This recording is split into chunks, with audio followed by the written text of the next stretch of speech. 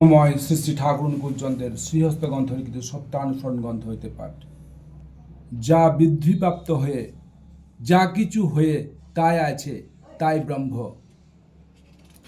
জগতের সমস্ত ঐশ্বর্য জানা, ভালোবাসা ও কর্ম যার ভিতর সহজ উচ্চারিত, আর যার প্রতি আসক্তিতে মানুষের বিচ্ছিন্ন জীবন ও জগতের সমস্ত বিরোধের চরম সমাধান লাভ হয়, তিনিই মানুষের ভগবান।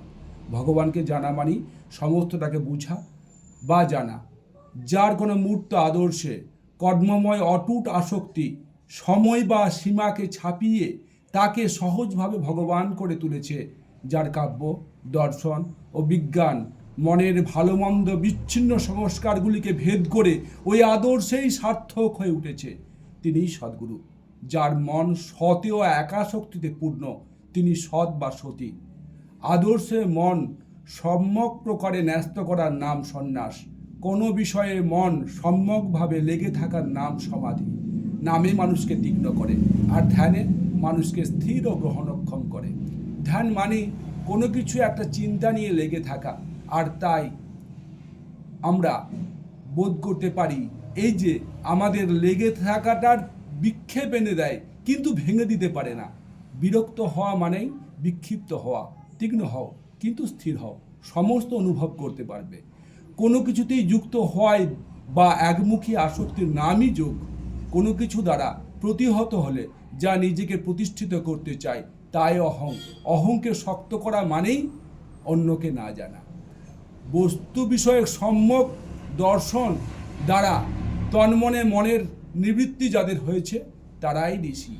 মনের সর্বপ্রকার গ্রন্থির সংস্কারের সমাধান বা মোচন হয়ে এক বা সার্থক হওয়াই মুক্তি। যে ভাব ও কর্ম মানুষকে কারণমুখী করে দেয় তাই আধ্যাত্মিকতা। যে তুলনা অন্তর্নিহিত কারণকে ফুটিয়ে তোলে তাই প্রকৃত বিচার। কোনো বস্তুকে লক্ষ্য করে তার স্বরূপ নির্দেশক বিশ্লেষণী যুক্তি। কোনো কাজ করে বিচার দ্বারা তার ভালো মন্দ অনুভব করে যে তাপের দরুন মন্দে বিরতি আসে তাই অনুতাপ। যেখানে গমন করলে মনের গ্রন্থির মোচন হয়, মনের গ্রন্থি মোচন বা সমাধান হয় তাই তীর্থ।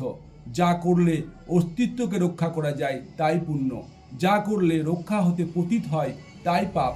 যার অস্তিত্ব আছে আর তার বিকাশ আছে তাই সত্য।